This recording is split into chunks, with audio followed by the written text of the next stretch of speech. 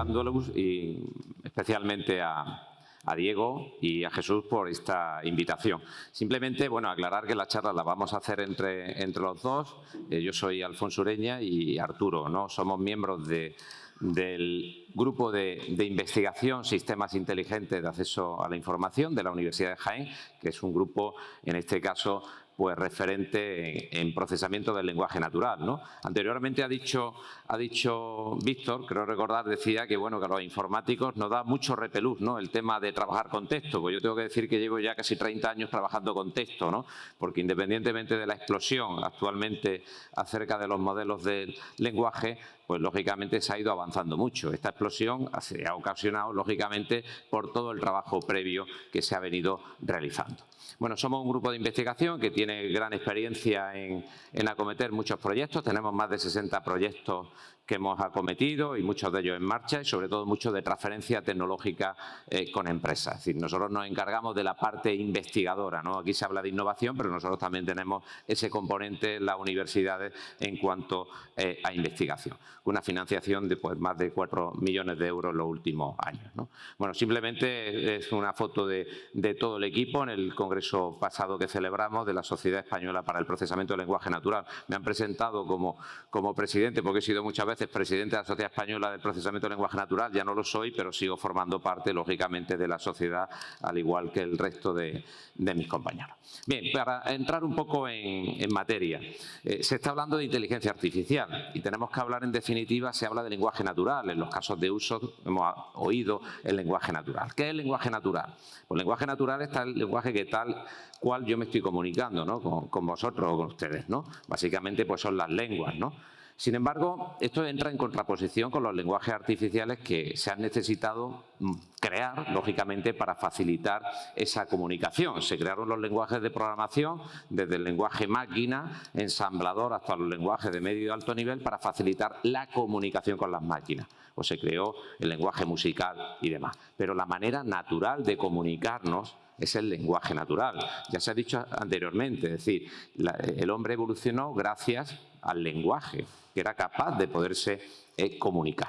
Pues, de cierta manera, esto es lo que trata básicamente el procesar el lenguaje humano. Actualmente estamos hablando mucho de los modelos de lenguaje y, lógicamente, nosotros trabajamos muchísimo con los modelos del lenguaje, pero, como decía, ha habido una evolución. De hecho, esto es muy conocido. Si hiciéramos aquí, Paco, pues cuando cuenta un poco la historia de la inteligencia artificial, pues hay varios acontecimientos, ¿no?, desde Deep Blue para jugar al ajedrez, pero en 2011 ya IBM pues, desarrolló el sistema Watson en honor a su presidente, que muchos conocerán, y era el programa, un concurso muy implantado tanto en Estados Unidos como en el Reino Unido, llamado Jeopardy, y básicamente era un concurso de preguntas, parecido al de Saber y Ganar. Y en aquel momento pues no estaban los modelos de lenguaje, pero sí se habían desarrollado ya determinadas técnicas. Y Watson, en este caso, pues concursó con los dos mejores concursantes, uno en cuanto al número de ediciones que llevaba y otro en cuanto a dinero. ¿Y qué hizo IBM? Pues IBM quiso demostrar, en este caso, la capacidad de las máquinas, ¿no?, en algo mucho más allá que jugar al ajedrez. Y, sin embargo, ¿qué hizo? Pues reclutar a los mejores de un grupo de investigación en cuanto a Question Answering, que es una rama del procesamiento del lenguaje natural. Y, lógicamente, Watson ganó. Y sin necesidad necesariamente de estar conectado a Internet. Con esto vengo a decir, poner los primeros pasos en todo el procesamiento del lenguaje natural. ¿Qué es el procesamiento del lenguaje natural? Pues básicamente, pues que las máquinas sean capaces de comprender el lenguaje humano. Y no solamente comprenderlo, generarlo. Y aquí es donde entrarán en juego pues todos los modelos de lenguaje. Básicamente las dos actividades, principalmente el procesamiento del lenguaje natural, es la comprensión, como vemos ahí, y la generación del lenguaje. Y sí tengo que comentar que actualmente, como se habla mucho de IA, actualmente en el último informe más del 55% de lo que se habla de IA es procesamiento del lenguaje natural. ¿Qué quiere decir eso? Pues los modelos de lenguaje y todas las herramientas que se están desarrollando. Para situarnos un poco también dentro de a lo que nos dedicamos, sí tengo que comentar varios aspectos. Ya se ha dicho aquí, pero prácticamente entre el 80 y el 90% de la información que se maneja o que existe es información de carácter no estructurado. Es información principalmente de tipo textual, imágenes, audio, vídeo. Sin embargo, frente a un 10-20% de información estructurada. Y esto es un problema porque tratar con el lenguaje humano es complicado, ¿no? Todos lo sabemos, ¿no? Por las ambigüedades, por la ironía, es bastante difícil de procesar. Por eso tuvimos que crear lenguajes, en este caso, de programación. Básicamente, pues las máquinas ya hablan y escriben, ¿no? Y leen, ¿no? Sin embargo, bueno, aquí no voy a comentar ya las distintas actividades y distintas tareas en que son muy buenas las máquinas y sobre todo ahora con los modelos del lenguaje. Pero sí quiero que vean la previsión del mercado en los próximos años, ¿no? Este informe está publicado por MarketSize y lo que nos viene a decir, fíjense el incremento de 2023 a 2028, la previsión es que se va a incrementar casi en un 30% el mercado mundial en los próximos años en procesamiento del lenguaje natural. Fíjense que aquí está repartido por Norteamérica en rojo, Europa en azul y Asia en naranja, ¿no? Así es como va a estar distribuido, en definitiva, esa previsión. Aquí se puede ver un poco más esa evolución del mercado, ya con los datos, pero estructurado en lo que sería traducción automática, en speech, es decir, en voz, y en aplicaciones basadas principalmente en texto. Quiere decir que esto, pues lógicamente, es una realidad. De todo esto, en esta gráfica lo que estamos viendo que NLP, es decir, el procesamiento del lenguaje natural, ahora mismo concentra el mayor crecimiento a diferencia de lo que son las infraestructuras propias para entrenar los sistemas, las infraestructuras de cómputo, principalmente con GPUs, y la nube y todo el resto de tecnologías, ¿no? Para que veamos un poco dónde está situado. Bien. Ya se ha hablado mucho de los modelos del lenguaje, yo no voy a entrar ahora a definir un modelo del lenguaje, pero sí quisiera, en fin, hacer énfasis en una serie de aspectos. Como decía, esto simplemente no voy a detallar, pero es una evolución desde los primeros tiempos. Es decir, el procesamiento del lenguaje natural surge al igual que surgen los primeros ordenadores. Es decir, ya en los años 40 Weber se planteó con la Guerra Fría, a finales de los 40, pues la traducción automática. La traducción automática no es nueva, sin embargo, los éxitos se están cosechando ahora. La traducción automática en el año 47 pues era una utopía. ¿Por qué? Porque ni siquiera había capacidad de cálculo, ni siquiera había recursos lingüísticos para poderlo hacer. Pero ya se iniciaron y se dieron los primeros pasos. Fíjense que aquí, en los años 50, hasta a finales de los 60 y 70, pues prácticamente los sistemas de procesamiento del lenguaje natural estaban basados en reglas. Es decir, todavía eran muy pedestres todo este tipo de sistemas. Luego ya entre los años 80 y finales de los 90, pues principalmente se enfocaba hacia sistemas estadísticos, probabilísticos, con ese tipo de arquitectura. Pero fue ya en el año 2013 cuando ya aparecen, en 2012 concretamente, aparecen ya los word embedding y empiezan a desarrollarse determinadas tecnologías que lógicamente han ido progresando hasta los días de hoy en que aparecen los modelos del lenguaje. Ya GPT en su versión inicial aparece sobre finales de la década pasada, ¿no?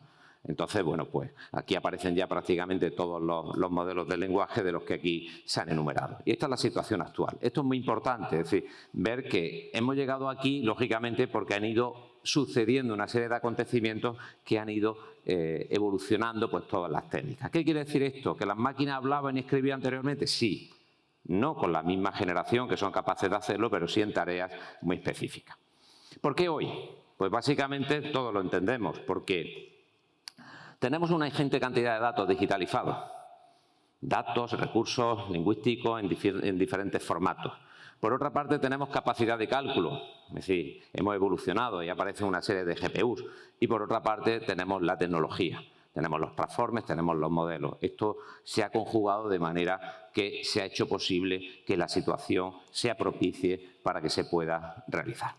Básicamente, aquí lo que estamos viendo, ya que se estaba hablando de los grandes modelos, pues la inversión, lógicamente, en los entrenamientos de los grandes modelos, Gemini, GPT, en fin, algunos de ellos como aquí aparecen. Y aquí podemos ver, pues bueno, el crecimiento en cuanto al coste de entrenamiento que tienen cada uno de ellos, que todos sabéis, ¿no? El coste de entrenamiento pues bastante elevado, como estamos viendo en la escala logarítmica, ¿no? De lo que ha supuesto, por ejemplo, Gemini, casi 200 millones, ¿no? de dólares su entrenamiento.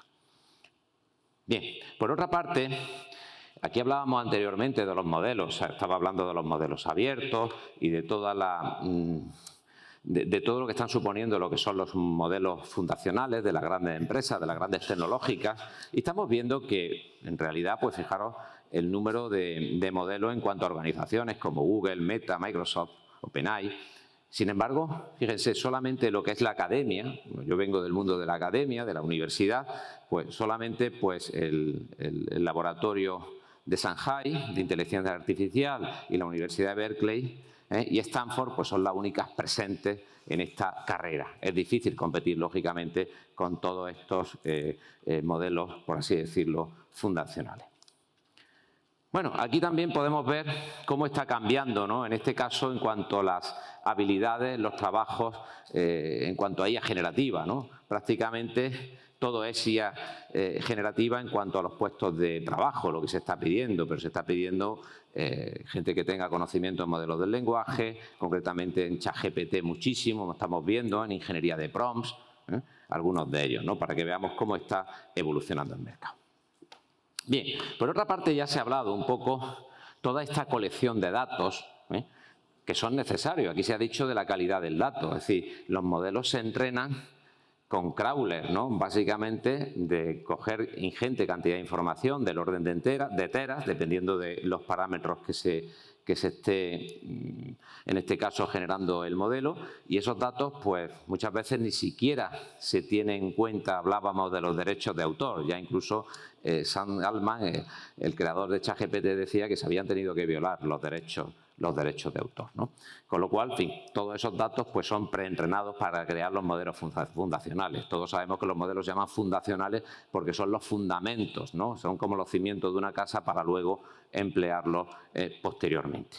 De aquí pasamos a modelos asistenciales, ¿no? Que tienen aprendizaje basado en instrucciones, donde se van refinando, y luego los modelos alineados, ¿no? A partir de ahí, pues, por aprendizaje por refuerzo, pues lógicamente conseguimos alinear para que las respuestas lógicamente estén alineados con el usuario. Y ya se ha hablado también de lo que realiza el fine tuning, que el fine tuning lo que somos capaces de poder, en este caso, para una tarea concreta, incorporarle datos, en menor medida que lógicamente del entrenamiento, como se está viendo ahí, pues para aplicarlo a una tarea concreta. Un ejemplo, si yo voy a trabajar en el ámbito médico y estoy utilizando un modelo preentrenado, pues lógicamente puedo hacer un fine tuning donde tengo datos de calidad específicos porque voy a trabajar en informes de historia clínica. Entonces tengo que entrenar el sistema, en este caso, para incorporarle ese conocimiento de historia clínica a ese sistema, ¿de acuerdo? Con el objetivo de particularizar mi sistema a esa tarea en concreto. No sé si quieres comentar algo. Comentar que aquí obviamente podemos ver cómo hay el uso de una gran cantidad de información para que un modelo de lenguaje aprenda. ¿Y qué es un modelo de lenguaje? Pues lo ha dicho Paco, ¿no? Un modelo de lenguaje no es más que un sistema que es capaz de predecir la siguiente palabra a partir de una secuencia de palabras iniciales. Y eso, que puede parecer algo tan sencillo, realmente obliga a que el modelo de inteligencia artificial no solamente aprenda léxico o aprenda la sintaxis, también tiene que aprender la semántica, tiene que aprender incluso la propia idiosincrasia de un lenguaje, de un idioma, tiene que aprender la cultura, tiene que aprender el conocimiento factual, el background que utilizamos cuando hablamos con alguien. Hay un conocimiento común que nos permite comunicarnos con facilidad.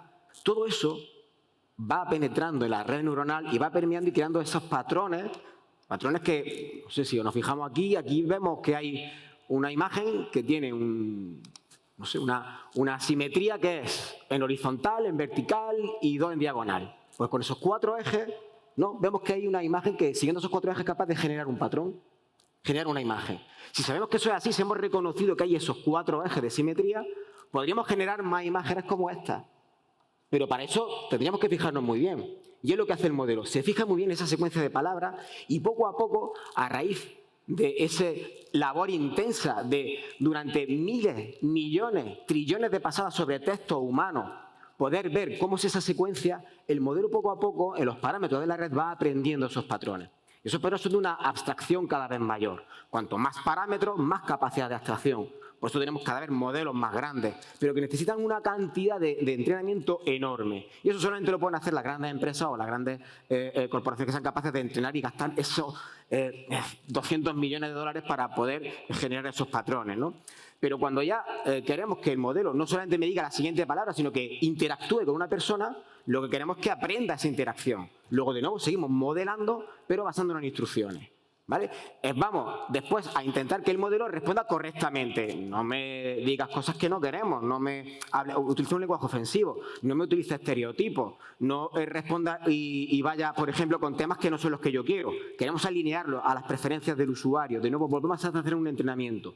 Cada vez más vamos necesitando menos necesidad de cálculo porque el modelo ya ha aprendido el lenguaje, pero los datos deben de ser de más calidad y también son más costosos, hasta que llegamos al último momento en que una empresa ya tiene sus datos, su mayor valor, su mayor activo son sus datos, y ya por fin puede personalizar el comportamiento de ese modelo, eso de predecir la siguiente palabra para dar una conversación, generar un resumen o responder a una interacción con la tarea específica. Cuando realmente tenemos esa capacidad de compresión del lenguaje, podemos también optar por el prompting, ¿no? En el que ya lo que hacemos es que interaccionamos facilitándole pues, más contexto, ¿no? Que es lo que hacen los RAG, ¿no? Yo busco primero información, le paso ese contexto y luego, pues gracias a esa comprensión del lenguaje que ha adquirido la red neuronal, pues puedo interactuar con ella y responder también a problemas concretos, ¿no? Básicamente lo que necesita es conocimiento del mundo. Se dice que ChatGPT ha leído mucho, ha leído más que todos nosotros en nuestras vidas, ¿no? Y sin embargo no tiene experiencia del mundo. Ha leído mucho, pero sabe poco del mundo. Entonces necesitamos precisamente ese conocimiento del mundo, que es lo que carecen a veces los modelos. Lo que dice Arturo, en definitiva, es que esos datos de calidad se pueden proporcionar en el fine-tuning. Es decir, datos de calidad que incluso pueden ser anotados. Anotado significa pues darle cierta información, lógicamente, pues para que el sistema aprenda de esos datos, pues para que aprenda a clasificar o hacer, por ejemplo, un informe clínico. Bien, otra alternativa, ya se ha hablado aquí, del RAG. El RAG lo que nos permite, en definitiva, es pues, tener mucha mayor precisión, mucha más, en este caso, actualización de los datos, porque los modelos cuando se entrenan están entrenados hasta un determinado momento. Con lo cual, si le estamos preguntando por un acontecimiento posterior, lógicamente no va a saber responderlo. El RAG pues, está utilizando un sistema de recuperación de información, como estamos viendo aquí, que lógicamente luego manda al modelo con esos resultados, se lo manda al modelo para que sea capaz de generar, en este caso, la respuesta adecuada. Entonces, los sistemas RAG, pues, lógicamente, como digo, tienen esa precisión, esa inmediatez a la hora de dar respuestas, sobre todo actuales. Bien, aquí recojo una frase de Wittgenstein que decía que los límites de mi lenguaje son los límites de mi mundo. Evidentemente, si nosotros tenemos una capacidad de léxico menor, pues lógicamente no vamos a ser capaces de expresarnos con toda la riqueza. Y en definitiva nuestro lenguaje moldea nuestro conocimiento del mundo. ¿Y por qué cuento esto? Porque ya se ha visto aquí. Uno de los grandes problemas, aquí estamos viendo, en este caso llama 2, la distribución de datos en cuanto al preentrenamiento. Y fíjense que prácticamente el 90% está entrenado para inglés. Y sin embargo, el español está por aquí, que creo que solamente tiene un 0,13%. Se dice que la mayor parte de los modelos del lenguaje no llegan al 5%, en este caso para el español. Ya se ha dicho aquí, es decir, si lógicamente, de hecho, en procesamiento del lenguaje natural, antes de la aparición de los modelos del lenguaje, los sistemas que mejor funcionaban eran para el inglés. Y alguien decía, ¿por qué el inglés? Porque había muchos más recursos lingüísticos, etiquetados y de calidad. Y sin embargo, ahora se está cometiendo los mismos grandes errores. Es decir, se están entrenando los sistemas, aunque son multilingües, multimodales, se están entrenando evidentemente con una distribución desproporcionada. ¿Esto qué venga a decir? Pues ya se ha comentado aquí. La LIA no es más que una iniciativa del Gobierno de España que aparece en la Estrategia de Inteligencia Artificial, que en este caso el objetivo es desarrollar modelos de lenguaje en español y lenguas cooficiales. Es, por así decirlo, el modelo fundacional de IA generativa que sea, en definitiva, abierto. En este caso, pues bueno, estamos trabajando en el modelo de la familia de modelos ALIA, pues con el objetivo de que España disponga y sea líder para el español. ¿Por qué? Porque interesa que las máquinas hablen el español de España, el español de Argentina, el español de México. Las máquinas tienen que aprender a hablar español. Y sobre todo, no solamente con lo que estábamos hablando, el conocimiento del mundo. El conocimiento del mundo no es lo mismo, ya lo decía Paco, para un occidental que para un oriental, es diferente. ¿Vale? Y el objetivo también de la familia Alias no solamente es para la administración, sino también para las empresas, como ahora comentaré. De hecho, esta diapositiva es del Ministerio cuando nos reunió y bueno, pues básicamente aquí ponían una serie de ejemplos de modelos fundacionales que ya se está trabajando en algunos otros países similares de la Unión Europea y en este caso, bueno, pues el objetivo es que España disponga de un modelo grande de 70B, de 70 billones de parámetros y que sea un modelo pues abierto y que con diversidad de fuentes, que sean datos curados, donde esté libre de sesgo, en definitiva, y que los datos, como decía, pues sean de calidad. Bien, en esta red de centros nosotros tenemos la oportunidad, en este caso, de estar en la estrategia como grupo de investigación y somos los únicos de Andalucía que estamos trabajando dentro de los modelos fundacionales de ALIA, fuimos designados por el Ministerio y el resto pues son socios nuestros, que es la Universidad de Santiago, que tiene lengua propia también, que están trabajando para el gallego, el País Vasco, la Universidad del País Vasco, que está trabajando para el euskera, la universidad, en este caso el BSC, que es el Barcelona Supercomputing, que están trabajando para el catalán, y la Universidad de Alicante, que está trabajando para la variante del catalán, que es el valencià. Entonces, en este sentido, yo tuve la oportunidad de poder impulsar el proyecto ILENIA, que antecede al proyecto ALIA, con el objetivo de crear sistemas computacionales, en este caso basados en procesamiento de lenguaje natural, pues para las lenguas de España. Y prácticamente les comento la fase de desarrollo, la fase de transformación y la fase de uso.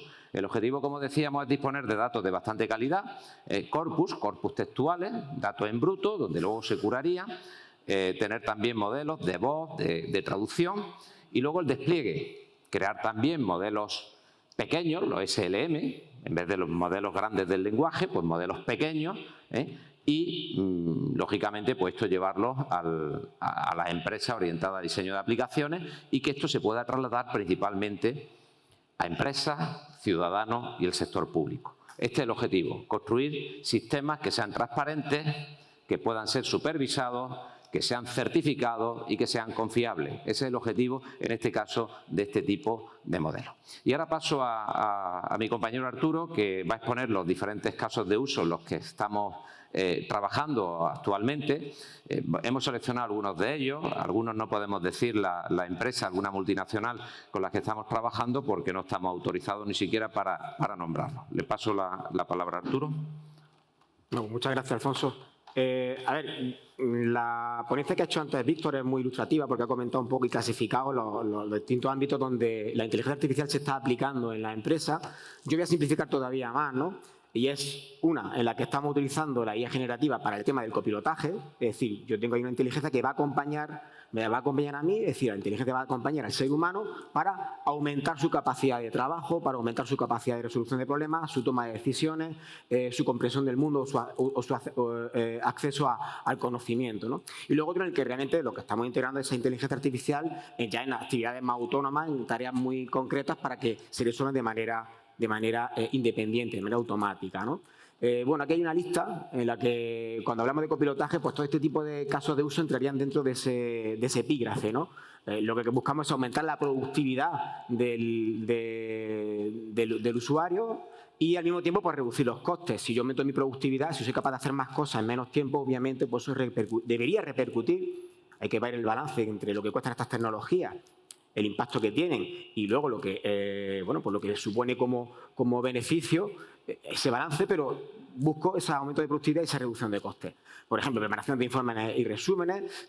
Yo creo que el que empieza ya a utilizar este tipo de herramientas para analizar texto y hacer resúmenes, una vez que es un camino de no retorno, ¿no? Ya empieza a usarla y casi que te resultaría tedioso, absurdo, el tener tú que leerte un documento completo, un documento técnico o un informe para sacar los elementos clave cuando tenemos ahí a un clic pues Claude o ChatGPT, ¿no? Para que me ayuden, ¿no? Recientemente utilizaba yo esto para evaluar un contrato de arrendamiento de mi hija que se ha ido a estudiar a Granada y decir, a ver, ¿dónde están las cláusulas abusivas? ¿No? Porque automáticamente ya te identifica allí donde puede ser que el arrendador esté intentando hacer algo que no sea muy correcto, muy legal.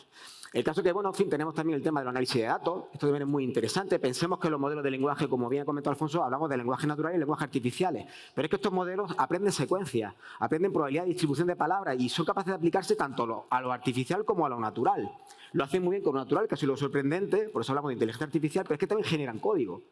Y ahora podemos meter un modelo de lenguaje en un proceso de robotización, enseñar al modelo a generar el código que utiliza el robot y con lenguaje natural decirle, quiero que me junte estas piezas en aquel estante. Y eso automáticamente el modelo va a saber, porque conoce el código, generar ese código que luego va a llevar esas piezas o dándole instrucciones precisas al robot, ¿no? Entonces, realmente, esto también se hace análisis de datos. Yo tengo una serie de datos, tengo una tabla de datos y quiero que, no que me dé respuesta directa a partir de mis datos, que no son muy buenos en eso, cuidadito, ¿vale? Ellos dan una distribución de probabilidad. Pero sí son muy buenos generando el código que luego es capaz de leer esos datos, procesarlo y generarme la respuesta precisa. ¿Vale? Ese tipo de entornos que empezaron con proyectos como Debian y OpenDebian ya se están integrando en aplicaciones finales, como por ejemplo recientemente Microsoft con Excel, donde tenemos un copiloto que, dándole instrucciones, es capaz de generarme el código y las funciones y modificarme la hoja de cálculo para que realmente calcule la información que me interesa, porque no lo calcula el lenguaje, ¿no? Lo calcula realmente pues, ese código y esa potencia que tiene la hoja de cálculo por su propia naturaleza, ¿no? Y por su propio objetivo de funcionamiento, ¿no? Bueno, pues obviamente pues, en programación está siendo muy útil, pero a todos los niveles, ya no solamente en la generación de código, sino incluso en la definición de la arquitectura, en la selección de las tecnologías, en la forma en que yo puedo integrar eso y montar eso en un proceso de ingeniería. Hay ya sistemas donde mediante workflow, donde no solamente es que haya una inteligencia artificial que actúe en un proceso concreto, sino que incluso son workflows completos de agentes especializados, son capaces de resolver procesos completos de ingeniería, ¿no? Diagnóstico médico, veremos algunos casos concretos en los que estamos nosotros trabajando. Asistencia en investigación académica, yo incluso diría asistencia, es que incluso ya hay, por ahí lo que llaman AI Research Scientist, ¿no? que tú le dices un tema y el sistema es capaz de buscar en Internet artículos que tienen relación con ese tema, identifica qué potenciales oportunidades hay ahí, traslademos esto al mundo del mercado y de la empresa, identifica qué posibles oportunidades hay ahí, empieza a establecer estrategias y diseños de experimentos para poder analizar esas oportunidades, busca la información o genera los datos automáticamente, codifica y genera el código de los experimentos, ejecuta esos experimentos, analiza el resultado de esos experimentos, ve las conclusiones y las compara con los que hay ahora mismo en esos artículos de referencia y te escribe el artículo que realmente describe el proceso entero para luego que tú lo envíes a una revista o a un congreso o a un foro científico. O sea, realmente con esto vamos más allá de lo que es sencillamente uso de una inteligencia artificial para una interacción. Lo que hacemos es que creamos flujos completos de interacción que, si bien, bueno, pues siguen siendo una herramienta muy interesante. No sé si conocen, bueno, a lo mejor no, pero el mundo académico, pues Sciencast, pues permite hacer búsquedas de artículos científicos donde no solamente me devuelve lo más relevante, sino que me hace resúmenes, me lo relaciona, es capaz de buscar la información relacionada y generarme un grafo de evolución de las tendencias más importantes. O sea, que realmente potencia mucho lo que sería el trabajo de investigación, ¿no? Bueno, asistencia también con herramientas especializadas. Podemos tener modelos para gente que a lo mejor tiene que trabajar con tecnologías muy complejas. Veremos un caso de uso en el caso médico, de generación de protocolos para preparar los espacios y las máquinas para radiología. Generación también de formateo de datos. Ya hay sistemas. OpenAI hace poco publicó un nuevo modelo que es muy fiel a la hora de generar los datos siguiendo un formato determinado. Esto es algo que funcionaba medianamente bien, pero todavía había algunos problemas y ya, bueno, mediante una técnica de enmascaramiento en la salida de la secuencia, pues es capaz de generarme los datos en el formato que yo quiero, lo cual me permite integrar esto de nuevo dentro de un pipeline de otro tipo de aplicaciones, ¿no?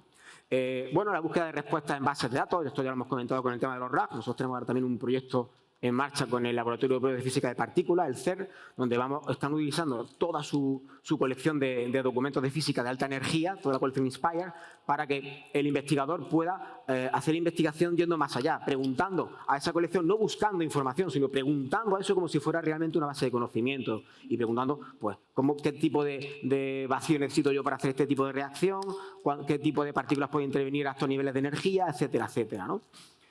Cuando hablamos de servicios y aplicaciones autónomas, bueno, pues hablamos de temas de atención al cliente, aquellas respuestas automáticas o semiautomáticas que a partir de una base de conocimiento pueden dar una respuesta autónoma a las peticiones de los clientes, la detección de anomalías en ciberseguridad. Este es un caso muy interesante donde usando modelos de lenguaje se han analizado series de datos y lo que se hace es que se cogen esas series de datos, que son datos numéricos, para hacer predicción en cualquier tipo de entorno, ¿vale? Se ha aplicado mucho en temas meteorológicos, en bursátiles, y lo que hacen es que textifican, es decir, cogen esos datos y quieren que se haga una descripción en texto de esos datos. Y a partir de esa descripción se busca que el modelo genere una predicción. Y se están encontrando con una forma totalmente diferente de detectar pues, en una secuencia temporal cuando se produce una anomalía. Y eso puede ser pues, porque hay una oportunidad de negocio o porque hay tal vez un problema en el flujo de información o un ataque a un sistema de ciberseguridad, etcétera, ¿no? Bueno, extracción de información, como ya hemos comentado, veremos también un caso de uso concreto, la automatización de procesos, la personalización de productos. Con la IA generativa podemos hacer que el cliente no solamente pueda decidir algunos elementos concretos del producto, es que incluso puede diseñar el propio producto, ¿no? Podemos permitir que genere esa imagen o ese texto o ese eslogan que queremos que vaya en su producto o en su tarjeta de visita o en su felicitación, ¿no? Entonces, ese tema de personalización se está integrando también mucho como un servicio más, ¿no? Monitorización y alerta en flujos de datos, que es muy similar, como he comentado, de temas de detección de anomalías, el spam, etcétera, etcétera. Y bueno, y filtrado también, pues, un ejemplo concreto también de currículum, ¿no? El que yo tengo un perfil determinado, pues dejo que sea la inteligencia artificial la que revise los miles de solicitudes de empleo para que me seleccione aquellos que parece que se adecuan más al perfil que yo busco, ¿no? Lo cual también puede suponer también un aumento de la productividad y también una reducción de costes. Veamos aquí, por ejemplo, que el BBVA recientemente ha firmado un acuerdo con OpenAI para precisamente, fijémonos, aumentar o integrar la IA en estos dos elementos, en mejorar la productividad y mejorar la relación con los clientes. Es decir, lo que queremos cuando hablamos de IA no es solamente generar productos, es que nuestros propios procesos van a cambiar, porque si integramos la inteligencia artificial en el día a día de cada uno de nuestros trabajadores o en los procesos propios que tenemos dentro de la empresa, vamos a potenciar la capacidad que tenemos de velocidad, de trabajar con más información, de dar una respuesta a lo mejor más ambiciosa, ¿no? Y bueno, y pues luego, aquí en este caso hablan de un servicio, de un producto concreto que es el de relación con los clientes.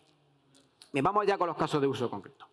Esto es un ejemplo, ¿no? de un lenguaje jurídico, de un lenguaje que sabemos que es a veces engorroso y difícil de entender para el que es profano a los textos legales, ¿no? La misma resolución ha decretado el cese de las limitaciones que pudieran quedar subsistentes en cuanto a las facultades de administración y disposición del deudor. Esto es el lenguaje natural, ¿no? Pero, ¿qué significa eso? Si me llega a mí una notificación de este tipo, caray, pues obviamente, pues de esto viven mucho los abogados, ¿no? Porque tienen que interpretar esto. Pero podemos usar la inteligencia artificial, los modelos de lenguaje, para generar esto de una forma más clara, ¿no? Con un lenguaje claro. La misma decisión ha quitado las restricciones que quedaban sobre lo que el deudor puede hacer con sus bienes, ¿vale? Eso es lo que está diciendo ahí. Y podemos usar eso para mejorar la comunicación con el ciudadano o con los clientes. Bien, bueno, aquí ponemos un poco lo que viene a ser el lenguaje claro y la lectura fácil, ¿vale? Lenguaje claro quiere decir que lo que haremos es lo que hemos visto en el ejemplo de antes, hacer sencillo la comprensión de un texto que puede ser administrativo, puede ser jurídico, puede ser incluso técnico, ¿vale? Cuando nos dice el médico en el informe médico lo que nos pasa y lo leemos y nos quedamos como estábamos, ¿no? Porque no entendemos realmente lo que eso quiere decir, ¿no?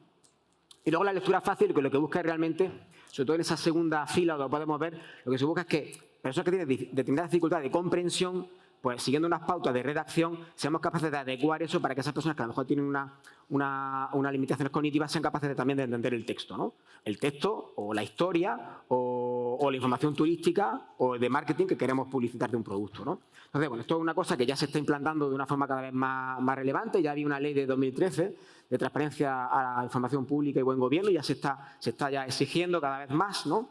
No sé si ha llegado alguna vez una notificación a veces de la administración donde incluso ya pone para lectura fácil, para lenguaje claro y podemos generar versiones que nos permiten entender eso de una forma sencilla, ¿no? Ya hay una normativa que además de reciente aprobación que ya a partir de aquí entendemos que realmente esto se va a ir imponiendo, ¿no?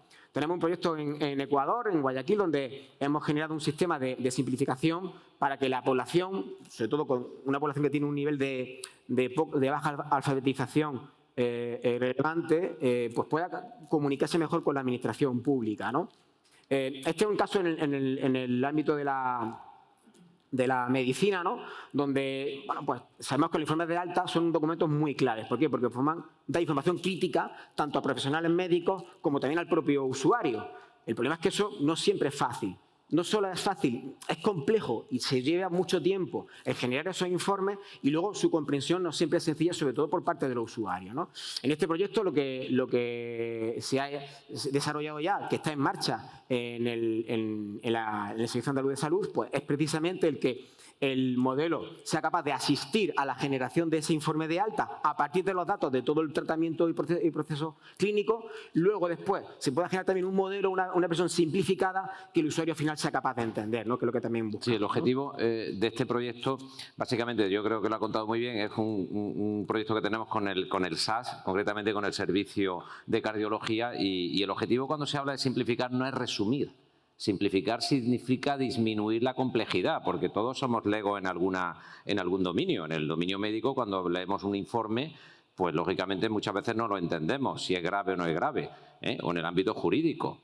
Yo incluso estaba dando una charla acerca de IA en un centro penitenciario, dentro de unas charlas que hubo de muchos ámbitos, y me decían, claro, es que yo no entiendo, no entiendo las resoluciones judiciales cuando me llegan. Y, lógicamente, tienen que hablar con el abogado correspondiente para que se lo explique. Esto ya, por ejemplo, en Inglaterra es de oficio, que tiene que haber una simplificación también para que se pueda entender. Y lo mismo estamos haciendo pues, directamente en todos los ámbitos, en el sanitario y en el dominio jurídico también, ¿no? Con el Ministerio, en este caso, de Justicia, ¿no? Que estamos entrenando sistemas pues, para simplificar de manera automática. Y esto lo que estamos haciendo también es generar informes de alta de manera automática, basada principalmente bajo la supervisión del médico. Siempre el médico, siempre decimos human in the loop, es decir, siempre tiene que estar en el centro. Perdón. Vale, bueno, y en cuanto a ejemplos de extracción de información, bueno, esto es un ejemplo de lo que, bueno, una multinacional donde no podemos dar detalles, pero había un proceso donde tenían pues, multitud de expertos que revisaban decenas de miles de documentos de un total, de un pool de más de centenares de miles de informes, y esos expertos tenían una serie de datos que luego iban a una base de datos que son las que luego ellos venden a los clientes, ¿no? Para poder hacer búsquedas y generar bueno, pues consultas muy específicas. Y bueno, esto realmente había más de 100.000 documentos al año que no eran revisados porque no había capacidad por parte de la compañía para poder procesar todas esas memorias, ¿no? Y ahora, bueno, pues gracias al uso de un sistema, un modelo de lenguaje que además está dentro de un pipeline mucho más complejo porque los modelos de lenguaje tienen un coste por token. Y no podemos pasar un informe de 100 páginas para que me saque solamente la información que a lo mejor está en 2 páginas. Pues realmente hay que generar primero otro tipo de sistema usando modelos más pequeñitos que sí pueden correr sobre máquinas con bajo coste y que sean capaces de leerse esas páginas y decirme estas son las páginas relevantes, ahora a partir de aquí ya extraigo la información, ¿no? Entonces, bueno, cada caso obviamente pues tiene una problemática diferente y requiere un diseño específico. Y en este caso, bueno, pues ya se logra que esa vasta cantidad de información que ellos no eran capaces de procesar, pues ya el 50% de esa información ya la tenemos, lo cual ya es una cantidad enorme, ¿no? Porque eran más de 100.000 memorias las que no se revisaban, ¿no? Bueno, pues hablamos de informes, pero como hablamos de correo electrónico, de consultas de clientes, de lo propio que generan a lo mejor una consultora en sus profesionales como documentación en los intercambios con los clientes, lo que es la administración pública, los documentos que se generen y que, bueno, que queremos hacer con eso, pues, una extracción de información para que luego la consulta y análisis sea mucho más eficiente, porque ya tenemos información estructurada, tabulada, ¿no? Aquí vemos un ejemplo, ¿no? Esto, por ejemplo, es mi historial académico. Os pongo un ejemplo porque del ejemplo que os podía poner, pues como por tema de confidencialidad no puedo contarlo, pues pongo este ejemplo, ¿no? Y gracias a un uso adecuado de los modelos de lenguaje, pues esto que es una narrativa, al fin y al cabo, de mi historial docente, pues yo tenía que calcular pues cuántas horas de clase he dado, cuántos créditos había dado, cuántas troncales, en cuántas titulaciones diferentes, y eso era tedioso tener que hacerlo viendo un informe y ir contando uno a uno, pues. Vuélcamelo en una tabla. Y a partir de aquí, de una forma muy sencilla, ya sí que pude hacer pues calcular esos valores agregados que me han permitido a mí, bueno, pues redactar un resumen del currículum docente, por ejemplo, ¿no? Esto por poner un ejemplo, ¿no? De una forma además muy rápida. Aquí también tenéis un ejemplo en el ámbito también médico donde a partir de un texto en el que se describe un caso clínico pues somos capaces de identificar y extraer aquellos datos que luego queremos llevar a la base de datos pues para hacer nuestro estudio, nuestra consulta, en fin. Aquí tenemos varios casos de uso, trabajando con la empresa HT Médica, que es una empresa, un grupo de radiología, que recientemente además ha sido adquirido por una multinacional y que desde hace ya unos años algunos de nuestros doctorandos han empezado a integrar soluciones tecnológicas con la colaboración de nuestro grupo de investigación, ¿no? Por ejemplo, la detección automática de COVID a partir de radiografía, ¿no? La imagen está muy bien, pero es que lo que dice el médico a veces da muchas pistas de lo que luego realmente se puede encontrar. Y bueno, ya con una precisión del casi prácticamente el 90%, pues esto hablo además de un dato que creo que hace de un par de años, ¿no? Sí, ya 14.000 consultas ya iban a través de este tipo de sistemas, ¿no? Hallazgos inesperados. Los hallazgos inesperados es cuando hacemos un análisis porque hay un tipo de problema, algún tipo de dolencia, y cuando hacemos análisis encontramos otra cosa que no iba en la línea de lo que era detectar esa dolencia o verificar esa dolencia. Pues, por ejemplo, una radiografía por una fractura y vemos que a lo mejor hay un pequeño bulto aquí que puede ser indicio de un tumor, ¿no? Pues ese tipo de cosas, también combinando imágenes con la descripción de los casos médicos y aplicando también información experta a través de tesauros médicos, en fin, aplicando lo que es la expansión del texto a partir de tesoro especializado, pues hemos llegado ya a una precisión del 90% en la detección de hallazgos inesperados, ¿vale?, que se ha aplicado ya más de 117.000 consultas, ¿no? Otro ejemplo, bueno, la asignación de protocolos. La asignación de protocolos, aquello que hablábamos de facilitar y mejorar la productividad. Esto ya han pasado de 4 personas que se dedicaban a hacer esto, 4 expertos, a tener solamente una, ¿no? ¿Y qué es un protocolo? A mí me hacen una serie de pruebas y hay un informe que dice que me tienen que hacer, bueno, una radiografía. Pero claro, en función del tipo de radiografía que es necesario hacer, en función del tipo de dolencia, hay que preparar la sala, hay que preparar los aparatos y hay que además ubicar al paciente y hacer determinadas fotografías según lo que es ese tipo. Bueno, pues puede haber más de 100 protocolos diferentes, ¿vale? Y, por ejemplo, en temas de cardiología creo que eran más de 80 protocolos, en temas de pulmonares creo que eran más de 40 protocolos diferentes, y eso requiere conocimiento muy experto para ver, a partir de lo que es la descripción del caso clínico, decidir cuál es el protocolo más adecuado para efectuar esa radiografía, ¿no? Bueno, pues esto, gracias a este sistema, con una precisión del 80%, es capaz ya de decirte cuál es el protocolo que tienes que aplicar, ¿no? Lo cual acelera mucho el proceso. Sí, permíteme, Arturo, una apreciación. Estos 3 sistemas ahora mismo están en producción. Bueno, y la empresa, pues bueno, ya tiene un departamento de inteligencia artificial especializado en procesamiento del lenguaje natural, precisamente porque, claro, está viendo los grandes beneficios, se está anticipando a todo lo que viene, y sobre todo porque ha visto la efectividad con el tema, por ejemplo, de los hallazgos inesperados, pues muchas veces se le pasaban al médico informar, y sin embargo con estos sistemas, en el caso que uno ya, pues es una persona que se le va a tener una detección temprana de esa anomalía, ¿no? Entonces, decirle que, en fin, que la precisión, estos datos son antiguos, es decir, actualmente ya no tenemos, bueno, se lo puedo preguntar, el número de consultas que tienen actualmente, pero bueno, están súper encantados sobre todo con estos 3 sistemas que tenemos en marcha y que están registrados.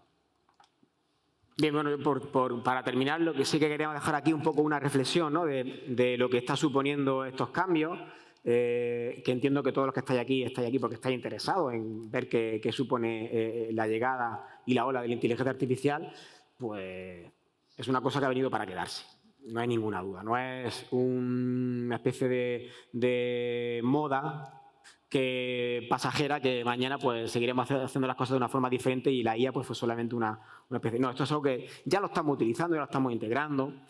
Ya tenéis modelos de lenguaje. Cuando empecéis a escribir con el teléfono móvil y os dice cuál es la palabra más adecuada que tenéis que utilizar, eso es un modelo de lenguaje, ¿no? Y bueno, de manera transparente, de una manera en la que no se note lo que va a suceder con todo este tipo de tecnología, ¿no?, que ya la estamos usando, que van a seguir integrándose y que van a cambiar también los procesos en los que lo hacemos. Este economista, Richard Baldwin, yo creo que dice un elemento muy clave cuando aparece esto del miedo a lo que va a hacer la inteligencia artificial, que va a cambiar todos los trabajos, que va a haber mucho paro. También sucedió cuando vino la electricidad, sucedió cuando vino la imprenta, sucedió con cada nueva tecnología que aparece, que todo cambia, ¿no? Pues la IA no nos va a quitar el empleo, ¿vale? No nos lo va a quitar, pero seguramente una persona que sepa utilizarla, sí. Y si hablamos de personas, pues también creo que podemos trasladar esto al mundo de la empresa, ¿no? A lo mejor una empresa, la inteligencia artificial no va a hacer que mi empresa desaparezca, pero una empresa que sepa utilizar la inteligencia artificial seguramente sí. ¿Vale? Y nada, creo que entramos en tiempo, así que muchísimas gracias y un placer estar aquí. Agradecer también a Diego y a Jesús la invitación. Para nosotros que venimos del mundo académico, no es normal que tengamos esta interacción con la gente y con las mentes de la empresa y del mercado.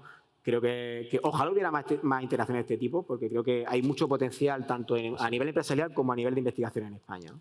Bueno, pues nada, quedamos. Muchas gracias por escucharnos y sobre todo bueno, que quedamos a disposición para cualquier duda y cualquier interés que tengan sobre todo con las cosas que hacemos. ¿De acuerdo? Pues muchas gracias.